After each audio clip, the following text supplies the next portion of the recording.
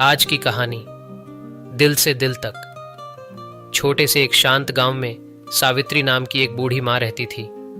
उसका जीवन सरल था, लेकिन अकेलापन उसकी रोजमर्रा की जिंदगी का एक बड़ा हिस्सा बन गया था। उसके पति कई साल पहले ही इस दुनिया से जा चुके थे और उसका इकलौता बेटा मोहन बेहतर भविष्य की तलाश में शहर में जाकर बस गया था। मोहन शहर की भाग दौड़ में इतना खो गया था कि उसे गांव की सादगी और अपनी माँ की यादें धुंधली पड़ने लगी थीं।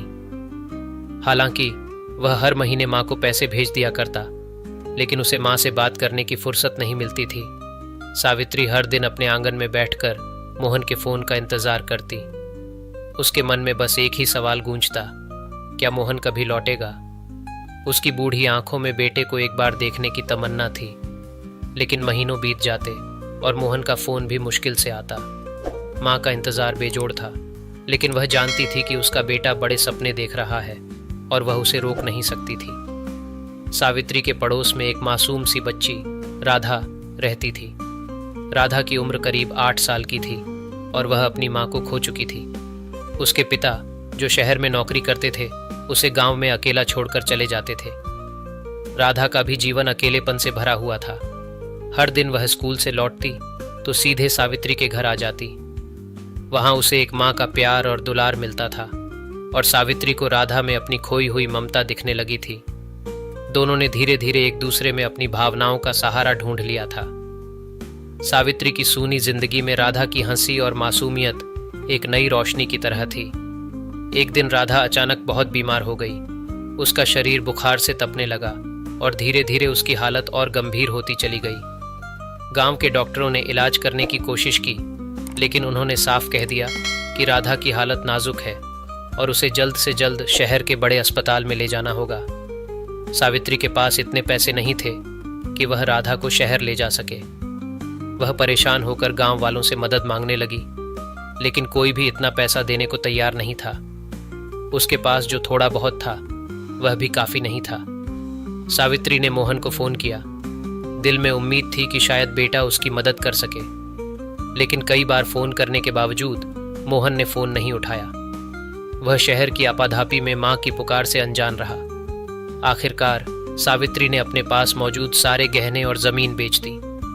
उसने जो भी संपत्ति अपने पति के समय से संभाल कर रखी थी उसे भी बेच दिया ताकि राधा का इलाज हो सके।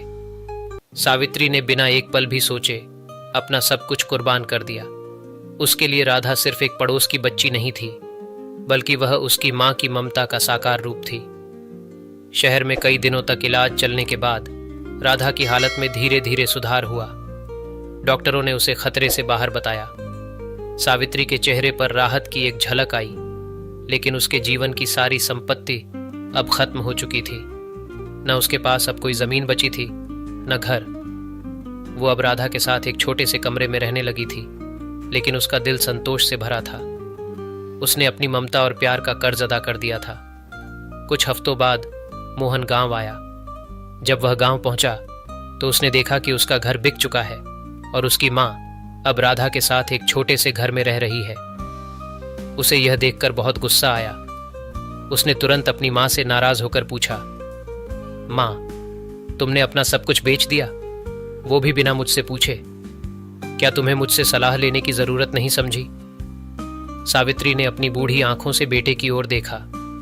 उसकी आंखों में न कोई शिकायत थी, न कोई गुस्सा। उसने बहुत ही शांत स्वर में कहा, बेटा, मैंने जो किया वह जरूरी था। राधा की जान खतरे में थी। वह मेरे लिए तुम्हारी तरह ही है। जब तुम छोटे थे और तुम्हें मेरी जरूरत थी, मैंने कभी एक पल भी सोचे बिना तुम्हें संभाला। आज राधा को मेरी जरूरत थी तो मैंने उसे अपना सब कुछ दे दिया। मोहन कुछ देर तक चुपचाप खड़ा रहा। उसे मां की बातों का अर्थ समझ में आने लगा था। उसने महसूस किया कि उसकी मां ने सिर्फ एक बच्ची की जान नहीं बचाई, बल्कि वह सच्चे ममता और निस्वार्थ प्रेम का सबसे बड़ा उदाहरण बन गई थी। सावित्री ने जो किया वह दिल से दिल तक के उस रिश्ते का हिस्सा था जो खून के बंधनों से नहीं बल्कि दिलों से जुड़ा होता है। मोहन की आंखों में आंसू थे। उसने मां को गले लगाया और कहा, मां, मैं आपको कभी अकेला नहीं छोड़ूंगा। आपने जो किया वह मैं कभी नहीं भुला पाऊंगा।